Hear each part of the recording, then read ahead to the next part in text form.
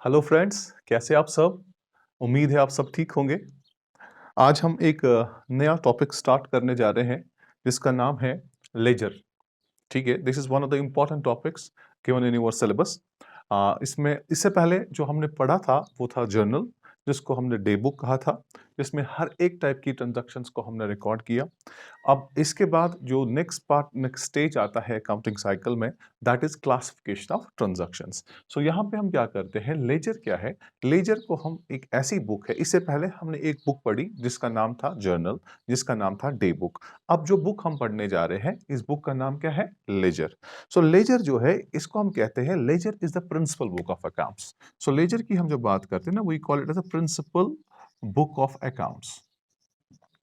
सो ledger को हम क्या कहते हैं? Ledger is a principal book of account. Clear है?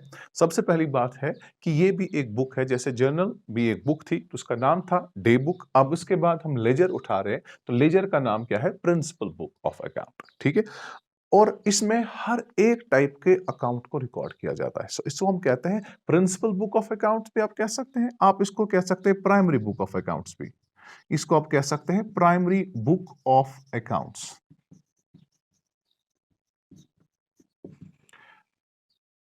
ठीक है बेटा जी, क्या कह सकते हैं हम इसको? प्राइमरी बुक ऑफ अकाउंट्स, या कह सकते हैं आप प्रिंसिपल बुक ऑफ अकाउंट्स, या कह सकते हैं आप इसको प्राइमरी बुक ऑफ अकाउंट्स।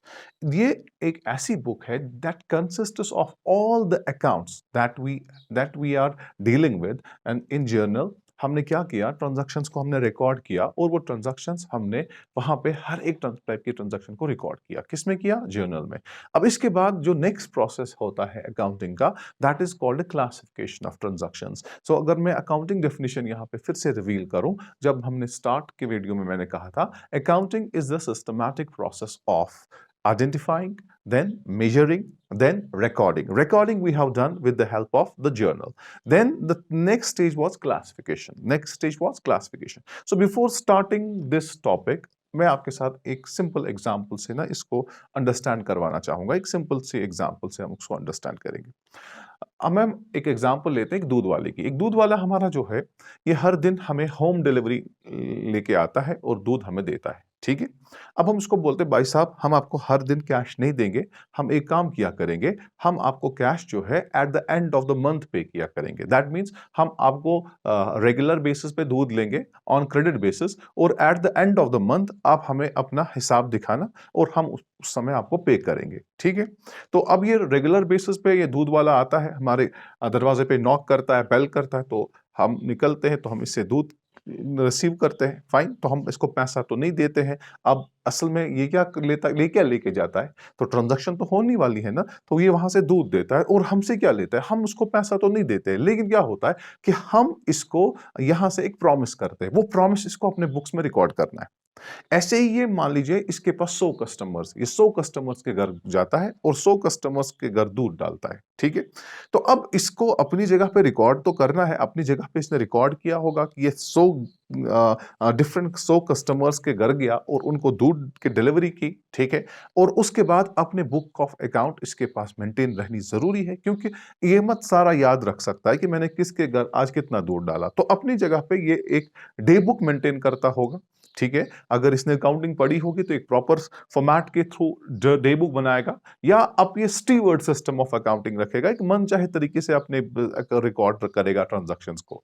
ठीक है, तो अब इसके बाद ये 100 कस्टमर्स है इसके, ठीक है ना, और इसके बाद ये हर एक कस्टमर के पास जाके दूध की डिलीवरी करता है और रिकॉर्ड करता है अपनी जगह पे। फाइन, अब क्या हुआ कि 30 डेज हो गए, फिर मैं आ गया, मैं इससे पूछता हूं भाई साहब हमें इस दूध का हिसाब दिखाइए। ठीक है, तो simple in simple words I ask him show me the status of my account, I am going to make the payment and show me the status.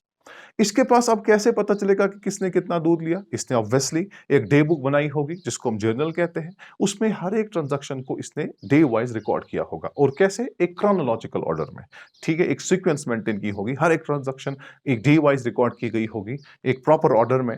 तो उसके बाद इसके पास जो ये डे बुक है, अब ये मेरे पास ये डे बुक मैं इसको बोलता हूँ दिखाओ हिसाब, भाई साहब हिसाब दिखाओ। हिसाब दिखाने के बाद क्या करता है, ये पेज पे पेज टर्न करता है, पेज पे पेज टर्न करता है, पेज पे पेज टर्न करता है। मैं इसको बोलता हूँ भाई साहब लेट हो गया, मुझे निकलना है, आप मुझे बताओ फाइनली कितना पे करना है, मैं आई विल पे।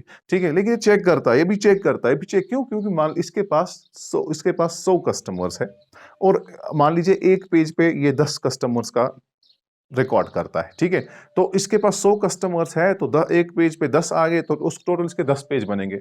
10 पेजों पे ये 10-10 कस्टमर्स का रिकॉर्ड करेगा तो 100 कस्टमर्स का रिकॉर्ड हो जाएगा। तो डेली बेसिस पे इसको 10 पेज खर्च होंगे किसमें, अपने डे बुक में।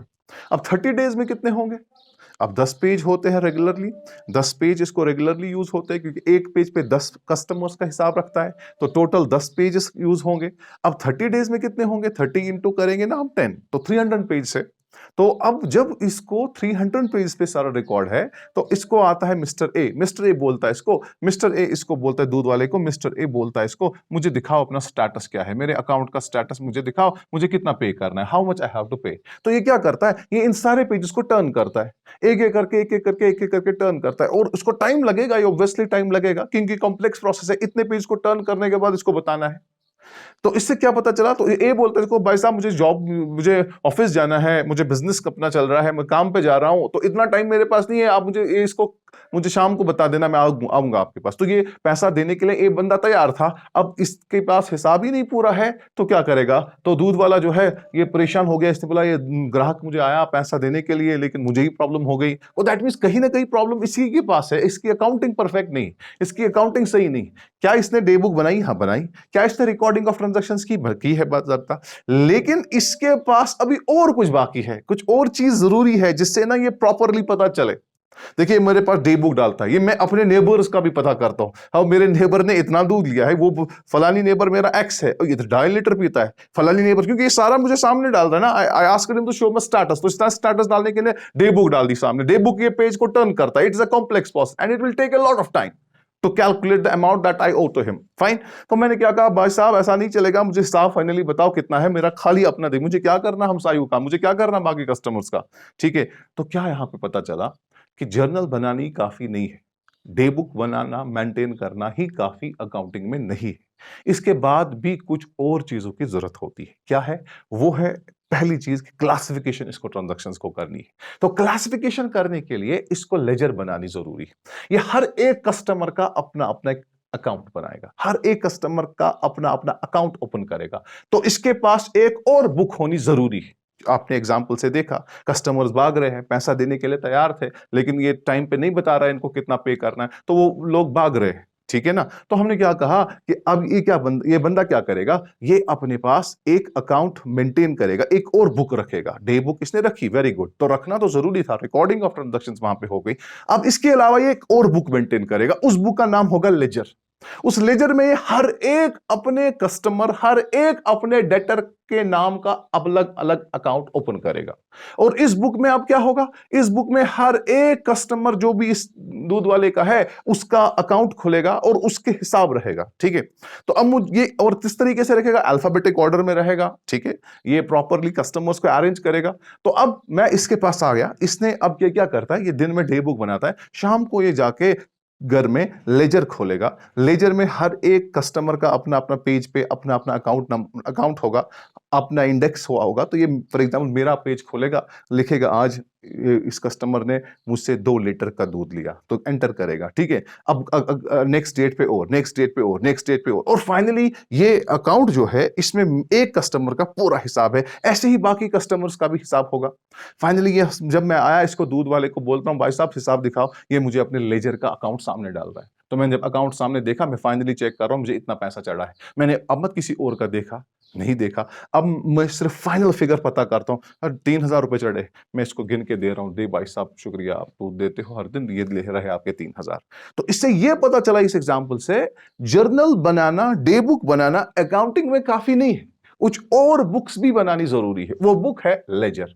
अब क्या है ledger, ledger is a principal book of accounts, ledger is the primary book of accounts. Okay, now in this book, we open the accounts of all the transactions, whatever the transactions you have, and if you have even a single transaction, for that we will open a separate account. हर एक type के transaction का record यहाँ पे होगा. So it is the most important book of accounting. Ledger is the most important book of accounting because it contains all the accounts. किन चीज से accounts होंगे इसमें? इसमें एसेट्स से रिलेटेड जो अकाउंट्स है वो भी बनेंगे, इसमें लायबिलिटी से रिलेटेड जो अकाउंट्स है वो भी बनेंगे, इसमें रेवेन्यू से रिलेटेड जो अकाउंट्स है वो भी बनेंगे, इसमें एक्सपेंसेस से रिलेटेड जो अकाउंट है वो भी बनेगा, अगर कैपिटल से रिलेटेड कोई अकाउंट है वो भी बनेगा, और बेटा जो कॉन्ट्रा होगा, कॉन्ट्रा से रिलेटेड भी अकाउंट बनेगा. वो मैं बताऊंगा आगे जब हम ट्रांसफर सिर्फ करते हैं, एक जगह से दूसरी जगह पैसा करना होगा, या कॉन्ट्रा भी हमारे पास कुछ एंट्रीज होती है, तो वो हम आगे देख लेंगे कॉन्ट्रा अकाउंट्स कौन से होते हैं. तो गर्ज मेरा कहने का ये है कि जो ये बेटा बुक है, it is also called as, जो लेजर है ना, इट्स द अल्टीमेट डेस्टिनेशन. इसको हम कहते हैं ultimate destination of transactions. Ultimate destination. Ledger is a book of ultimate destination of transactions. So ultimate destination of transactions कहां पे है? That is in ledger. लेकिन याद रखिएगा कि आपको पहले जर्नल पता होनी चाहिए. तो लेजर करना कोई बड़ी बात नहीं, क्योंकि आपका मेन कंसर्न रिकॉर्डिंग के साथ है. अब रिकॉर्डिंग जो आपने की, इसके बाद हम अब क्लासिफिकेशन करना चाहते हैं. हर एक टाइप की ट्रांजैक्शन को, रेलेवेंट ट्रांजैक्शंस को अपने अपने अकाउंट में रिकॉर्ड करना चाहते हैं. अब मैंने इससे पहले वीडियो में भी बेटा जी कहा था कि अकाउंट क्या होता है. अकाउंट इज अ ग्रुप और summary of relevant transactions which has a particular head, and it is represented in a T form, which has got two sides. One is called debit side, another one is called credit side. And what do we mean by relevant transactions? Relevant transactions means such transactions which are related with that account. Say for example, I have a transaction regarding the purchases. So purchase transaction will be recorded in the purchase account. I have a transaction related to sales. A sales transaction will be recorded in the sales account. So for sales account, sales transactions are relevant transactions. For sales account, purchase transaction is the irrelevant transaction. So in an account, we record only the relevant transactions. We record only relevant transactions. So that's why I can say a principal book of accounts, okay, is a primary book of accounts, okay, it's the ultimate destination of the transactions, and it is a book in which all types of accounts are opened, in which all types of accounts are opened. Clear है बेटा जी? समझ आया बेटा जी? Okay. सो अब यहाँ पे main process जो accounting का है, क्लासिफिकेशन प्रोसेस. यहां हम क्लासिफिकेशन कर देंगे, क्लासिफिकेशन ऑफ ट्रांजैक्शंस करेंगे. ठीक है. लेकिन एक इंपॉर्टेंट बात है, अगर आपने मेरा प्रीवियस वीडियो नहीं देखा है तो प्लीज पहले जर्नल का वीडियो पूरा देखें, फिर उसके बाद ये वीडियो देखें, because this topic is very much linked with the journal. If you are well versed now with the journal, you can easily handle the ledger. But if you are not able to if you have not yet understood properly the journal, then it will be a useless process. आपको यहाँ पे कुछ समझ नहीं बिठाएंगे. तो मैं यही आपसे कहूंगा कि आप पहले वो प्रीवियस वीडियोस मेरे देखें जिसमें मैंने जर्नल पढ़ाया हुआ है, उसके बाद इस वीडियो को आसानी से आप अंडरस्टैंड कर देंगे. बहुत ही सिंपल, बहुत ही आसान है. ठीक है बेटा जी. देखिए, अब सबसे पहले हम इसका फॉर्मेट देखेंगे. लेजर का फॉर्मेट क्या होता है. सो फॉर्मेट हर एक चीज का जरूरी है. जैसे जर्नल का हमारे पास एक फॉर्मेट था, इस तरीके से लेजर का भी फॉर्मेट भी हम कहते हैं, या हम इसको स्पेसिमन कहते हैं, या हम इसको स्ट्रक्चर भी कहते हैं. ये हर एक चीज को जो हम अकाउंट बनाते हैं उसका अपना फॉर्मेट, उसका एक स्पेसिमन होता है. ठीक है.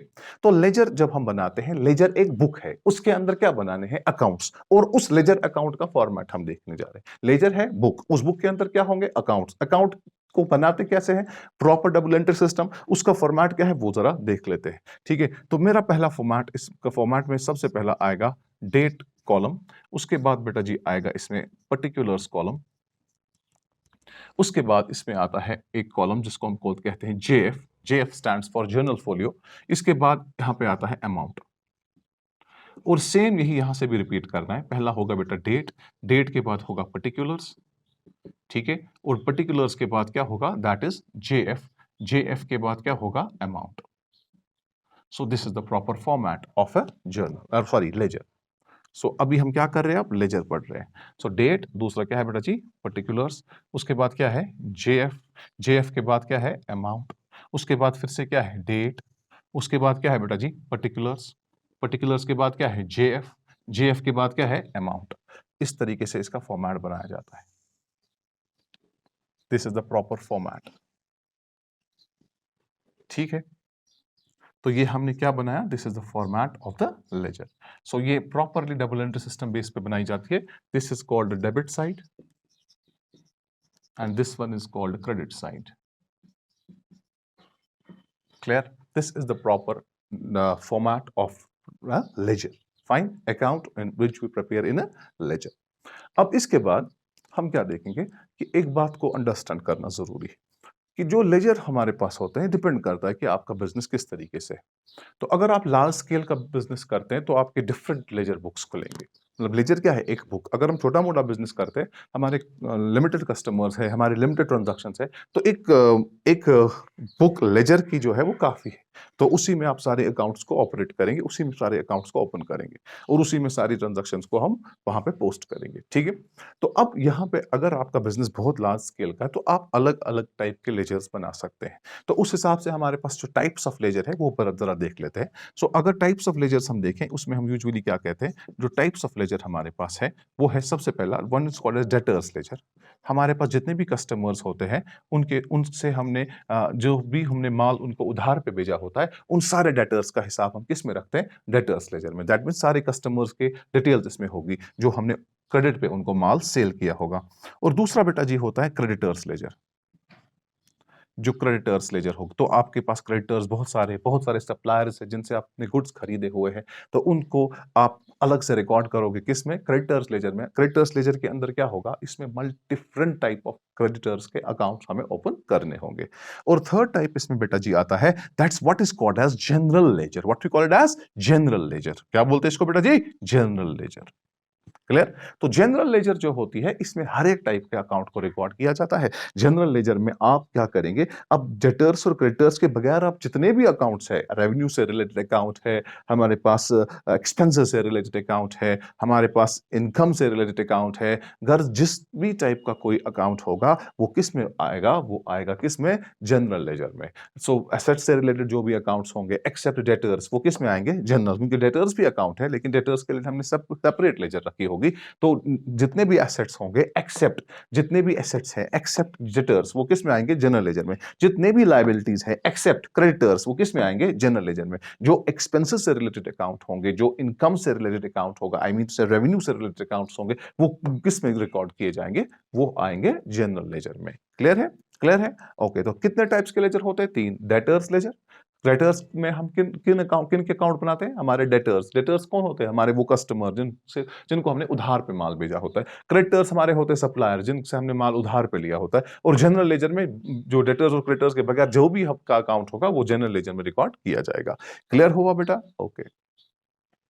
सो हाँ, बेसिक हमारे पास है ये लेजर। अगर आप ने समझना है तो उसके लिए बेटा जी पहले मैंने कहा कि आपको जर्नल समझनी जरूरी है। जर्नल हमको यहाँ पे समझनी। तो अब हमने जर्नल जिस प्रोसेस से बनाया, फॉर्मेट तो आपने समझ लिया ना। फॉर्मेट में क्या था, date, particulars, JF, amount. Date, particulars, JF, amount. Okay जी, फाइन। अब इसके बाद हम बात करने जा रहे हैं कि जो भी आपने जर्नल पढ़ा, ठीक है ना, तो जर्नल में हमने ट्रांजैक्शंस को रिकॉर्ड किया। क्लियर है? तो अब हमारे पास जो प्रोसेस, जिस प्रोसेस से हमने जर्नल बनाया, जिस प्रोसेस से हमने जर्नल को बनाया, उस प्रोसेस को हम जर्नलाइजिंग कहते हैं। ठीक है? तो हम जर्नलाइजिंग प्रोसेस हमने फॉलो की और उसके थ्रू हमने जर्नल बनाई। जर्नल क्या है, डे बुक है। उसमें हमने ट्रांजैक्शंस को क्या किया, रिकॉर्ड किया। तो अब जो लेजर है, लेजर पे हम दो इंपॉर्टेंट अकाउंटिंग प्रोसेसेस को फॉलो कर, इसमें दो काम करने पड़ते हैं। एक काम what is called as posting. पहला काम इसमें जो हमें करना है दैट्स कॉल्ड पोस्टिंग। पोस्टिंग का मतलब क्या होता है, पोस्टिंग का मतलब होता है जो जर्नल में आपने ट्रांजैक्शंस को, जिन ट्रांजैक्शंस की एंट्री आपने जर्नल में की हुई है, जिन की ट्रांजैक्शंस की एंट्री हमने जर्नल में की है, वहां से उनको अब अलग अलग अपने अपने अकाउंटों में डालना है। मैं आपको समझाता हूं पोस्टिंग क्या है। मेरे पास एक जर्नल एंट्री है, जरा गौर से देख लेंगे। मेरे पास यहां पे मैंने रफ लिया, तो मेरे पास एक जर्नल एंट्री ऐसे है, cash account debit to capital account. Cash account debit to capital account, ये पहली ट्रांजैक्शन है। रहीम, जैसे मैं बार बार ऐसा एग्जांपल देता हूं, जैसे 5 लाख रुपीस है, Rahim commenced business with cash rupees 5 lakh. तो जर्नल एंट्री इसकी क्या बनेगी, cash account debit to capital account. क्योंकि डबल एंट्री सिस्टम है, हर एक अकाउंट, हर एक ट्रांजैक्शन में, हर एक एंट्री में आप एक से ज्यादा अकाउंट पाएंगे। ठीक है? दो से ज्यादा भी पा सकते हैं, लेकिन एक ही अकाउंट नहीं होगा। जैसे कैश है, हाँ, नेम ऑफ अकाउंट कैश है, दूसरा capital. Cash is a real account, capital is a personal account. तो दो अकाउंट्स कम से कम एक ट्रांजैक्शन में आपको आएंगे, क्योंकि डबल एंट्री सिस्टम है, ठीक है। एक ट्रांजैक्शन के आपको दो बार एंट्रीज करनी है, एक डेबिट एंट्री करनी है और दूसरी को करनी होगी क्रेडिट एंट्री। यहाँ पे हर जर्नल में हमने हर एक ट्रांजैक्शन जो भी रिकॉर्ड की, इनको हमने यहाँ पे जो भी एंट्री हमने की, जो भी ट्रांजैक्शन को हमने रिकॉर्ड किया और उसकी एंट्री हमने की, उसमें हर एक अकाउंट के साथ दूसरा अकाउंट साथ साथ है। यहाँ पे साथ साथ है। जैसे कैश कैपिटल एक ट्रांजैक्शन है, इसमें सर दो अकाउंट इन्वॉल्व हुए, दोनों के दोनों एक साथ हमने लिखे, कैश अकाउंट डेबिट हुआ, कैपिटल अकाउंट क्रेडिट हुआ, दोनों एक ही जगह पे दिखाए। लेकिन अब हम इनका डाइवोर्स करेंगे, हम इनको अब क्या करेंगे, हम इनको अलग करेंगे। अभी तक ये साथ साथ थे, हम अब इनको अलग करें। हम अलग करने का काम तो नहीं करते, लेकिन समझाने के लिए बेटा जी कहा मैंने, अलग करेंगे इनको, ठीक है। तो क्या करेंगे इनको, कैश अकाउंट जो है, कैश की यहाँ पे है ना कैश, कैश वाला जो यहाँ पे आइटम यहाँ पे इस एंट्री में था ना कैश, दूसरा क्या था कैपिटल। कैश क्या हुआ है डेबिट, कैपिटल क्या हुआ है क्रेडिट। तो कैश वाला पॉइंट जो यहाँ पे जो ये एलिमेंट है इस एंट्री का, ये वाला हम कैश वाला कैश अकाउंट में रिकॉर्ड करेंगे और कैपिटल वाला हम कैपिटल में रिकॉर्ड करेंगे। सो जर्नल जिसमें हमने एंट्रीज की हुई है, जिसमें ट्रांजैक्शंस को रिकॉर्ड किया गया है, जिसमें एंट्रीज बाकायदा बनी है, अब उन्हीं एंट्रीज से आपको कहां पे ट्रांसफर करना है इनको, लेजर में। अब जो प्रोसेस से हम ट्रांसफर करते हैं अकाउंट टू को, कहां से, जर्नल से उठा के किस में डालते हैं, अपने रेलेवेंट ट्रांजैक्शंस को अपने अपने अकाउंटों में डालेंगे। इस प्रोसेस को पोस्टिंग कहते हैं। क्या कहते हैं, पोस्टिंग। वो पोस्टिंग का मतलब क्या होता है, transferring the accounts from the journal, transferring the जो भी हमारे पास अकाउंट्स बने हुए हैं, जो भी ट्रांजैक्शंस हमने रिकॉर्ड की है, इनको वहां से ट्रांसफर करके लेजर में डालना, उसको पोस्टिंग कहते हैं। क्या कहते हैं, पोस्टिंग। सो पोस्टिंग का मतलब क्या होता है, जर्नल जो एक डे बुक है, डे बुक से उठा के लेजर में डालना, डे बुक से अकाउंटों को उठा के डे बुक से उठा के किस में डालना, लेजर में। तो उसको हम क्या बोलते हैं, posting. Posting means transferring of the transaction, transferring of the recorded entries को हमने करना है किस में ट्रांसफर, लेजर में। तो उसको क्या कहेंगे, पोस्टिंग, ठीक है। और दूसरा काम बेटा जी इसमें जो करना है, that's called balancing, that's called balancing. तो खाली यही दो काम आपको करने होते हैं लेजर में, एक तो पोस्टिंग ऑफ ट्रांजैक्शंस और दूसरा then it is called balancing of transactions. Clear हुआ बेटा जी। सो हमारे पास एक पोस्टिंग है और दूसरा इसमें बैलेंसिंग है, ठीक है। तो हम देखेंगे किस तरीके से पोस्टिंग की जाती है। उसके लिए मुझे पहले आपको जर्नल से रिलेटेड एक क्वेश्चन यहां पे मैं लिखूंगा, ठीक है। और उस क्वेश्चन के हम फिर जर्नल एंट्रीज करेंगे और फिर मैं सिखाता हूं कैसे जर्नल से हम ट्रांजैक्शंस को ट्रांसफर करेंगे, वहां से पोस्ट करेंगे कहां पे, लेजर में। तो उसके लिए सबसे पहले हमें जरूरी होगा कि हमें जर्नल एंट्रीज कुछ हमारे पास दी गई हो, या हम कुछ ट्रांजैक्शंस लेंगे उसकी जर्नल एंट्रीज करेंगे, बाद में उस जर्नल को हम क्या करेंगे, पोस्ट करेंगे किसमें, लेजर में। लेजर में अलग अलग अकाउंट बनाएंगे, ठीक है। सो हम जर्नलाइज करेंगे फिर पोस्टिंग करेंगे। क्लियर है। तो उसको हम अभी देख लेते हैं कैसे करते हैं, ठीक है। तो मैं अभी पहले इसको इरेज करूंगा, इसके बाद कंटिन्यू करेंगे। फाइन।